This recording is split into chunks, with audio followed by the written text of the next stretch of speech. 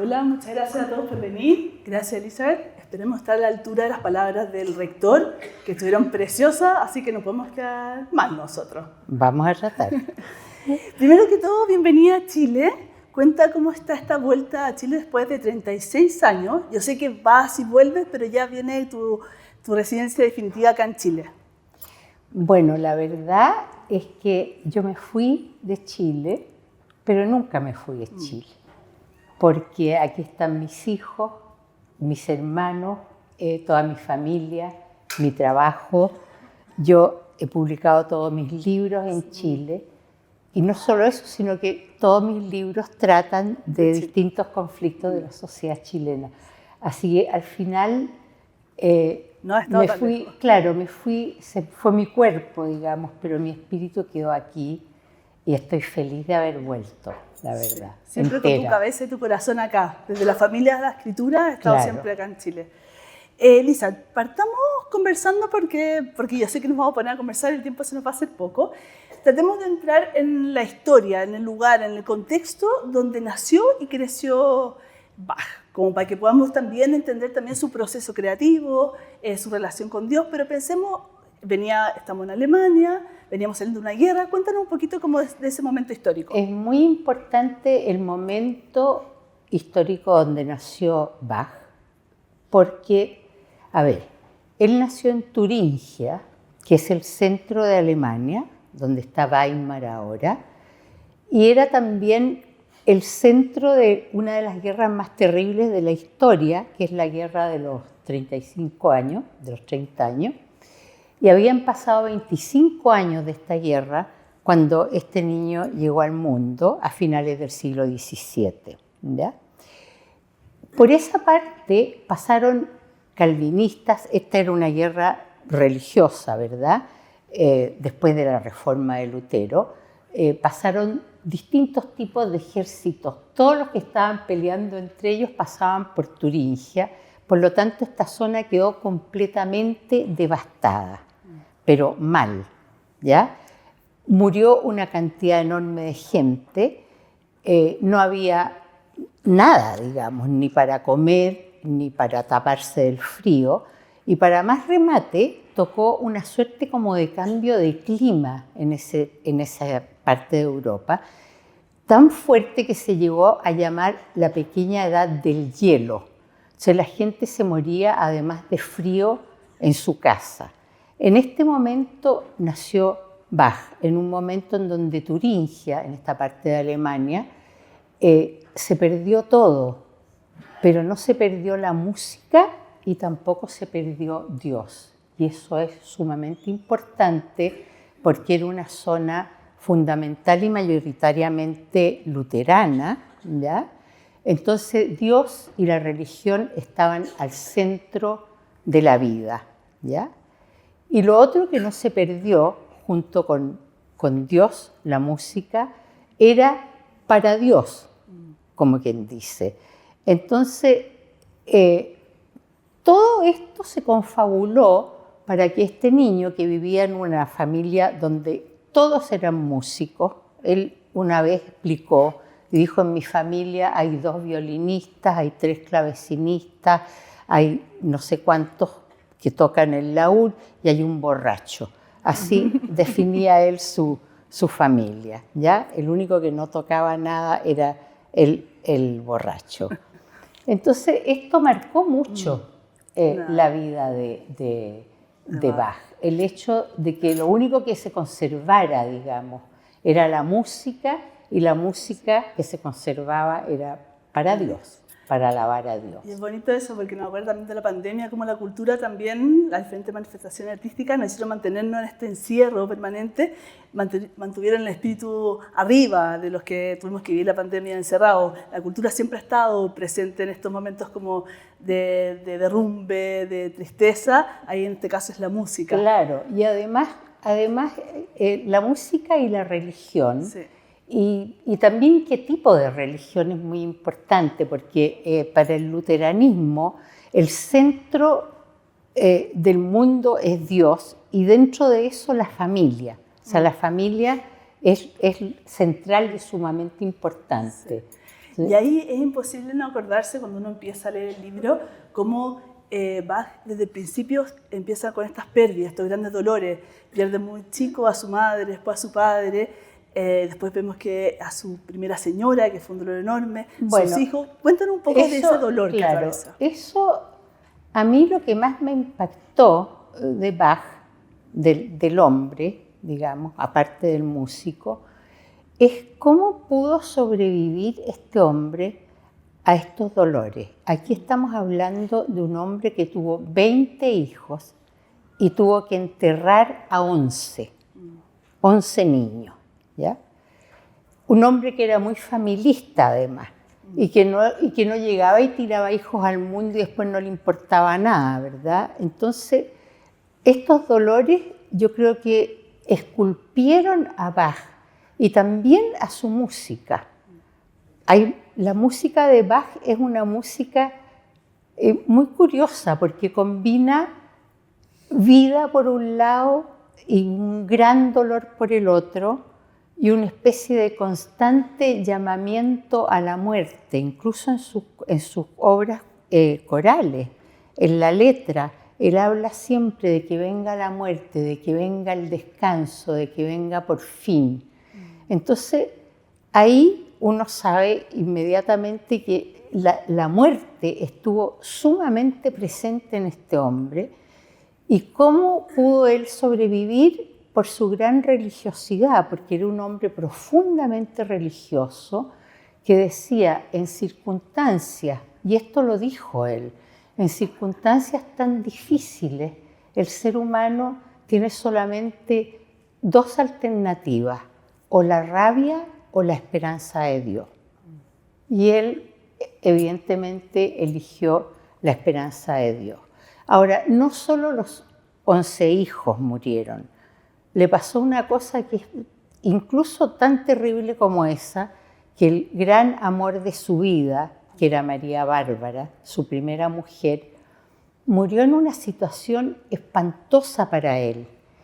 Se las voy a contar porque para que ustedes vayan viendo cómo la magnitud del dolor que puede haber tenido él. Él estaba trabajando con un príncipe y trabajar con un príncipe, en el caso de Bach, que no tenía un peso y que dependía de los príncipes o de los duques, ¿verdad?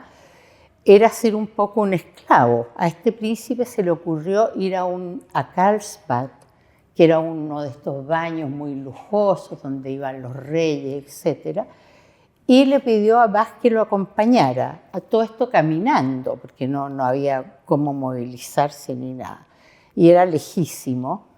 Y Bach no quiso ir al principio porque se le acababa de morir un niño Leopoldo, que había muerto de 2 años recién. Y no quería dejar a su mujer, a María Bárbara, sola con este dolor reciente, pero finalmente el príncipe, punto menos, que le dijo: mira, me acompaña o se queda sin trabajo. Él era el músico del castillo, ¿no? Y lo tuvo que acompañar.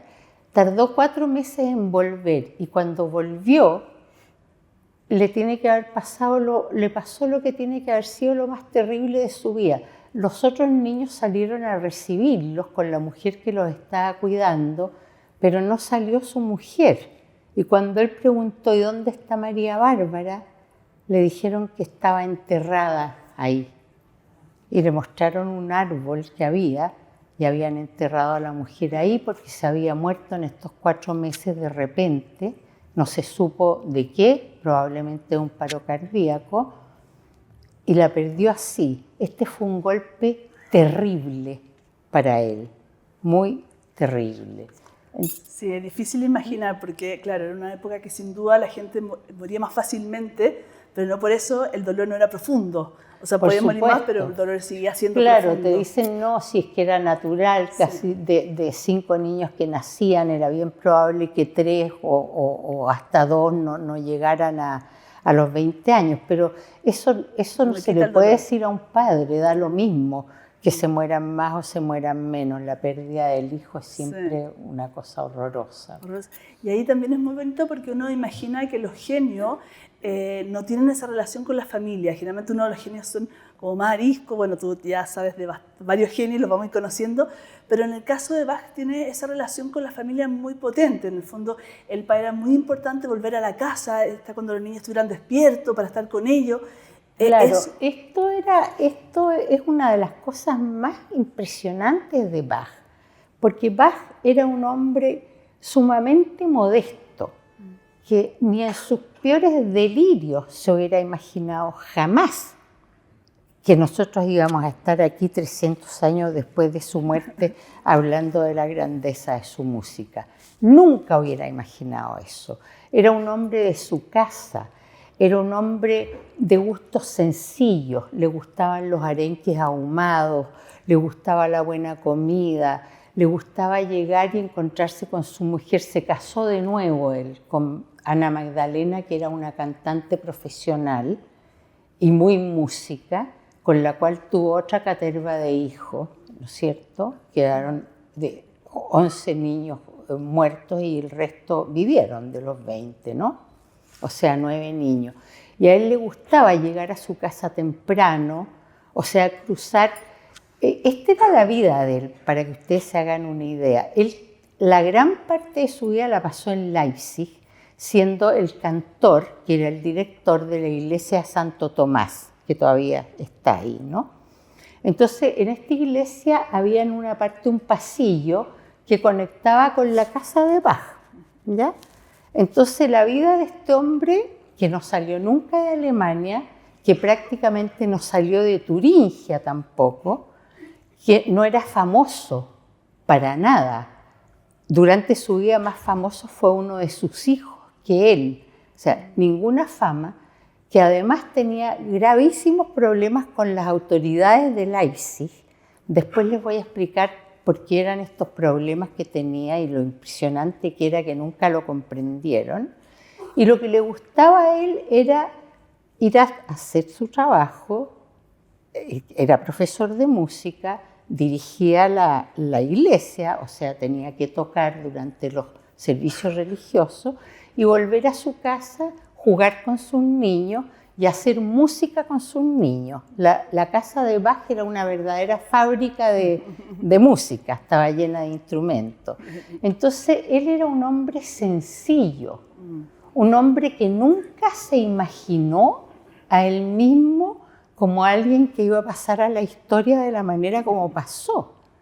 Y su música, en la cual él creía profundamente, era una música que él no estaba haciendo para la humanidad así, ni para que llegara a Londres, ni nada de eso, sino que era una música para alabar a Dios.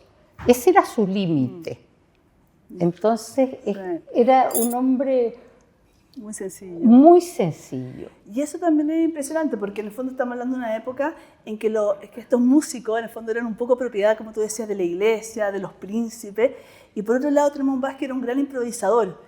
¿Cómo juega ahí la libertad del músico? Hoy día, en el fondo, nos cuesta pensar que un músico trabajaba especialmente para que le pedían. Uno de sus grandes conflictos era que improvisaba y que no tocaba lo que la gente quería que tocara. ¿Cómo funciona ahí la libertad? Él nunca hizo eso de hacer lo que le pedían, no. Salvo los conciertos de Brandenburgo, digamos, que eso ya le pidieron y lo hizo, y también las músicas que hizo de las variaciones de Goldberg, que le pidieron que hicieran estas músicas porque el embajador de Rusia no se podía quedar dormido, entonces tenía un pianista que se llamaba Goldberg, y le pidió a Bach: hazme por favor unas piezas bonitas, sencillas, para que el pianista me las toque en la noche y yo pueda dormir. Ya. Pero eso fue la única vez de la enorme obra de Bach. Lo que pasa es que él, siendo todo esto que hablamos, que le gustaban los arenques, que le decía mi corazoncito a la señora, que le encantaban sus niños, que de la iglesia a la casa, de la casa a la iglesia, etcétera, etcétera, era un perfeccionista, pero enfermo de perfeccionista, muy, muy meticuloso, matemático para las cosas y completamente llevado de su idea a la hora de la música. O sea, él no le hizo caso a nadie, él hizo su música nomás. y tuvo por esto terribles problemas con las autoridades y que lo mandaban, le pagaban el sueldo, digamos, y un sueldo pésimo, porque nunca le alcanzaba. Hay muchas cartas de él donde se queja de dinero, ¿no?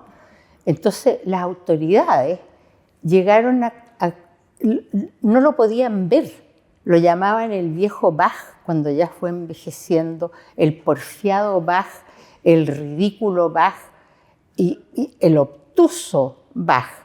Y además creían que estaba poseído por el demonio. ¿Y saben por qué creían esto?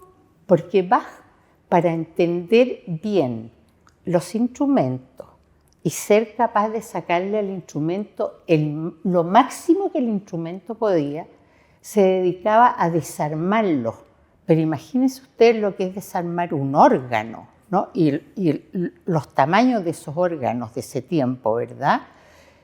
Entonces los desarmaba entero, cada fuelle, cada pedal, cada tubo, y veía cómo sacarle a ese pedacito del órgano cuál sonido, y después los armaba de vuelta. Se sentaba en el órgano y le sacaba unos sonidos increíbles que las autoridades creían que venían del diablo, que estaba endemoniado, porque nadie las señoras que podían tocar ahí, si le daban permiso, los otros caballeros que tocaban, eran muy primitivos, tocaban con 2 pedales nomás en vez de con 20, y eran unas músicas laterísimas, ¿verdad? En cambio llegaba y sacaba estos conciertos increíbles, y bueno, y tenía unos problemas tremendos, tan terribles los problemas que tenía que cuando se murió Bach, todos respiraron aliviados, que ya se había por fin muerto esta especie de loco de la música, y no solo respiraron aliviados, sino que dejaron escondidos por ahí sus partituras y sus escritos y sus notas musicales en la iglesia de Santo Tomás. A la mujer no la quisieron ayudar y ella siguió viviendo de la caridad pública, ¿ya? Tuvieron que vender las 2 o 3 cositas buenas que tenían en su casa para poder comer esta señora, y tuvieron que pasar 80 años y llegar otro músico, Félix Mendelssohn, para que descubrieran a este genio. Eso es bastante impresionante, sí. La verdad. Bueno, pasa un poquito con los genios, y ahí también de lo que tú comentas, y que también lo comentaba el rector, que en un momento es que detrás de una pasión como la que tenía él, detrás de un talento, porque era sin duda muy talentoso, sí, hay un gran trabajo. Ahí en tu libro también muestras cómo él caminaba kilómetros por ir a ver al gran concertista, transcribía todas para hacer las copias de la... Claro. Bueno, y se quedó ciego finalmente. Se quedó ciego de hacer esas copias. Claro, porque terribles. Copiaba cuando se le acababan los cebos, ¿no? De los velones estos que tenían, copiaba las partituras a la luz de la luna y empezó a perder la vista, y finalmente le pasó esa cosa horrible con un médico inglés que lo operó mal y le puso unas cataplasmas de paloma y unas cosas espantosas. Pero no contemos el final del libro para que lo compren. Ah, bueno. No, si no lo compran, no nos conviene. Oye, volviendo un poco a tu proceso creativo, tú tomas una decisión literaria importantísima, que es decir, yo cuento esta biografía en primera persona. Porque eso también es eso bien fue valiente. Lo que más me costó. Eso a mí me costó muchísimo. Yo este libro lo escribí, después de toda la investigación, lo escribí entero en una voz omnisciente, o sea, en tercera persona. Y no me gustó. No, encontraba que era casi como un libro de historia, no se me aparecía el personaje, lo encontraba que estaba muy lejano, que no había logrado yo como bajarlo del pedestal. Entonces ahí me animé y dije, bueno, yo me voy a tratar de meter adentro de él, como sea, y lo escribí en primera persona, y me gustó, porque la primera persona te ayuda a desnudarlo, ¿no? A dejarlo, y te invita. Es muy curioso lo que pasa cuando tú cambias a la primera persona, porque empiezas a oírlo a él. Entonces, en el fondo, el mismo Bach empieza a contar su historia, y es cierto que la está contando él, porque yo la estoy contando en primera persona. Entonces, así lo hice. Pero una decisión valiente, porque hay que conocerlo mejor para poder tomar esa voz también. Y además te pasa otra cosa. A mí me pasaba una cosa que a lo mejor a ustedes les va a sonar un poco ridícula, pero era que yo decía, ¿cómo yo voy a ser tan fresca de convertirme en Bach? O sea, ¿con qué ropa, verdad? Pero al final, como es una novela y como tiene una parte de ficción también, ¿verdad? Resultó. Y eso es muy interesante, porque en el fondo al tomar la voz también tienes que inventar ciertas cosas que no son reales, porque en el fondo tienes que crear ciertos pensamientos. ¿Cuál es el límite, y como que nos cuenta alguno, entre lo que realmente pasó y lo que tú inventas para que esta historia como que siga avanzando en el fondo? Mira, el límite yo creo que está puesto en la rigurosidad que uno tiene que tener para no darse licencia histórica, o sea, para no inventar cosas que no pasaron, ¿verdad? No inventar que fue a no sé dónde a visitar a no sé quién o que conoció a tal persona. Entonces, las licencias se las da uno en los imposibles de la historia, en donde la historia no puede entrar, porque la historia no puede entrar a lo que piensa Bach mientras está tocando un concierto, por ejemplo. Entonces tú las licencias te lo das en los pensamientos y de repente en las conversaciones, que son semilicencia, porque como en ese tiempo la correspondencia era muy epistolar, ¿verdad? Muchas veces cuando uno escribe sobre estos músicos y los hace hablar, lo que están diciendo efectivamente lo dijeron. Lo dijeron en una carta o alguien se refirió a esa conversación que tuvieron. Entonces, ahí tienes que buscar el equilibrio. Pero lo importante es que los datos históricos sean todos de verdad. O sea, lo que está en este libro es de verdad la vida de Bach como fue. Y en eso mismo me imagino que no es un libro muy largo, entonces hay que tomarse estas decisiones, que dejar fuera, que dejar dentro. ¿Cuál fue como tu punto de vista para poder decir, ya, esto voy a dejar estas partes de la vida de Bach y esto no tiene mucho sentido para este libro? ¿O pescaste todo? ¿Cómo hiciste esa toma de decisiones? El libro, bueno, yo no les quiero contar el libro entero porque ojalá que ustedes lo lean, pero es que yo partí el libro poniendo el acento en el dolor. Sin duda. Eso, o sea, todo lo que tuvo que ver con el dolor en su vida es el cuerpo fundamental del libro. Incluso el dolor del final, porque el libro parte cuando él se da cuenta de que está perdiendo casi toda la vista, que se va a quedar ciego. Y para Bach quedarse ciego era de verdad una tragedia, porque entonces no puede escribir más su música y con lo meticuloso que era él también. ¿No? Esta no es una persona que podía dictar él tenía que hacerlo todo y tenía que hacerlo perfecto y mirarlo, ¿verdad? Entonces lo hice así, fijándome en el dolor, porque después de todo lo que yo leí de Bach, de toda su música que he escuchado, a mí me quedó la sensación de que todo lo que él hizo giró alrededor del dolor que le produjo a él la muerte de su mujer, la muerte de sus padres cuando era muy niño, la muerte de varios de sus hermanos y la muerte de 11 hijos. Entonces, a mí nadie me va a convencer que eso no define a una persona. Sin duda, y la espiritualidad enorme que también va trazando un poco el libro que vas contando, también esa espiritualidad, esa necesidad de hablar con Dios que está también presente ahí. Claro, yo creo que ahí se mezclan las dos cosas, ¿verdad? O sea, Dios para él fue la salvación. Y por otro lado, él habría sido religioso de todas maneras, porque era luterano y en esa época la religión era, como yo te decía al principio, muy central en la vida de la gente. Oye, Elisa, hay una parte muy divertida que quiero que me expliques por qué lo haces. Es que al final, más al final de su vida, él empieza a soñar. Y aparece un personaje que no sé si todos conocen, que es Glenn Gould, que es este pianista, porque ¿por qué introduce este músico contemporáneo y le da esta idea medio futurista, como que viene a contarle en el fondo lo que va a ser su vida después de que muera? Es como el éxito que va a tener. Bueno, Glenn Gould fue la gran licencia que yo me di en este libro, porque obviamente que en la realidad, digamos, Glenn Gould y Johann Sebastian Bach no se pueden haber encontrado, ¿verdad? ¿Por qué Glenn Gould? Yo encontré, bueno, Glenn Gould, yo no sé si ustedes lo conocen, es a mi juicio uno de los más grandes pianistas del siglo XX.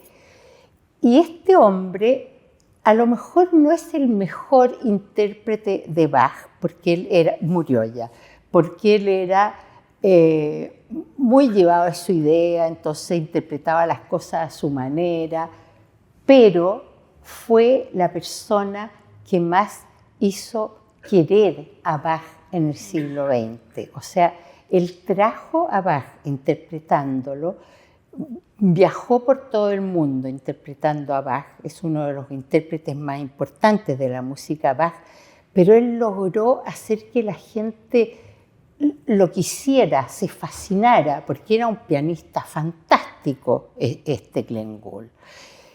Eso, entonces, a mí me pareció entretenido hacerlos conversar, a ver, uno en el siglo XVII, otro en el siglo XX, a ver qué hablarían estos dos.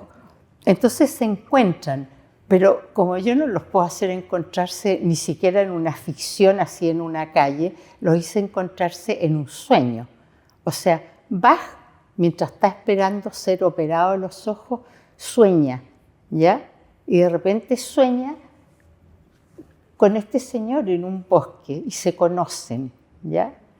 Entonces, eso a mí me encantó hacer eso. Yo no sé, hay alguna gente que me ha dicho, ¿cómo te mandaste esa locura tan grande? Pero a mí me gustó cómo quedó y me entretuvo muchísimo. Aparte que bonito, porque hay un contrapunto, porque en el fondo Glenn era hijo único, no tenía hijos, al contrario Bach que era muchos hermanos, que tenía muchos hijos, entonces esa conversación también es bonita entre ellos dos, no solamente son de épocas distintas, sino que también de vidas muy distintas, pero con una misma pasión. Claro, y además tiene otro detalle que a mí también me gustó de Glenn Gould, que como el mundo es un pañuelo, ¿verdad? Resulta que el profesor de Glenn Gould, cuando era chico, el que le dijo, si tú no conoces a este músico que se llama Bach, mejor ni siquiera estudies música, ¿ya? Era chileno. Era un chileno que nació en La Serena, se llamaba Alberto Guerrero, era un gran pianista, nació a finales del siglo XIX y se fue a Canadá, y ahí en Canadá la mamá de Glenn Gould fue a hacer clase de piano y rápidamente se hizo famoso en Toronto, y la mamá de Glenn Gould lo contrató para que le hiciera clase a su niñito. Entonces este chileno introdujo a Glenn Gould al mundo de Bach. Siempre hay un chileno dando vuelta por ahí, ¿no es cierto? Siempre. Sí. Elizabeth, ¿qué, después de haber leído y conocido la vida, bueno, y la obra que la conoces mucho, que te gusta mucho más, ¿qué tienes tú de este genio? ¿Qué hay en esas obsesiones? ¿Qué reconociste? Porque más encima tomaste su voz. ¿Qué reconociste de él en ti? Porque también eres una gran artista, en esa pasión, en esa obsesión, en ese perfeccionismo. ¿Te viste reflejado un poquito en él? A mí me hubiera encantado tener cualquier cosa de Bach, pero no, yo creo que, mira, yo creo que los escritores siempre dejamos algo nuestro en la persona que estamos biografiando en este caso, y ellos también dejan algo en nosotros. A mí lo que me quedó de Bach, fíjate, fue una gran tranquilidad de espíritu.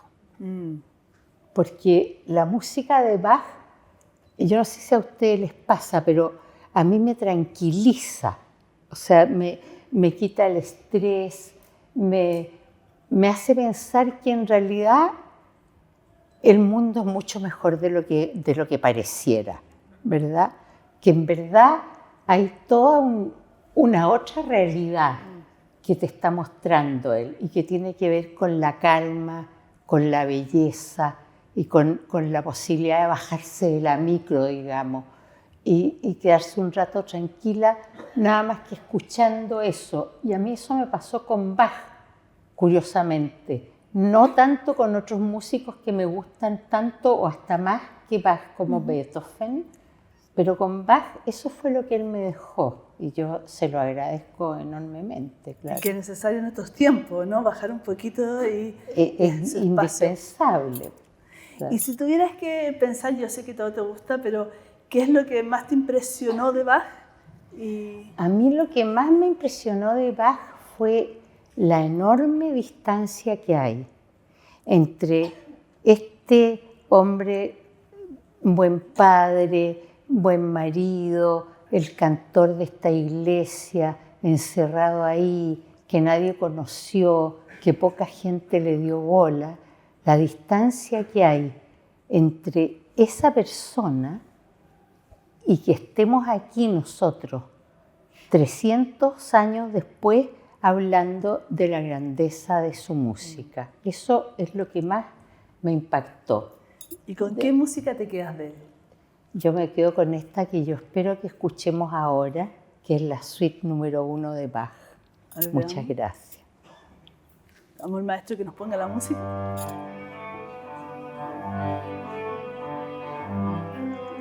Ay, qué lindo. Este es el de Casals.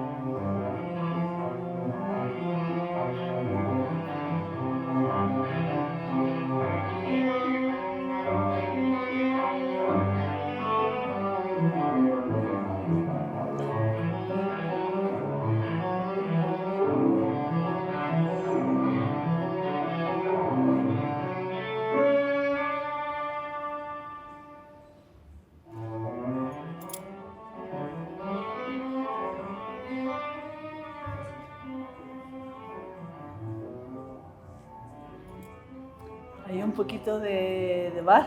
¿Y te parece que le demos el espacio a unas preguntas del público? ¿Alguien tiene una pregunta del público? Para que después... Gracias.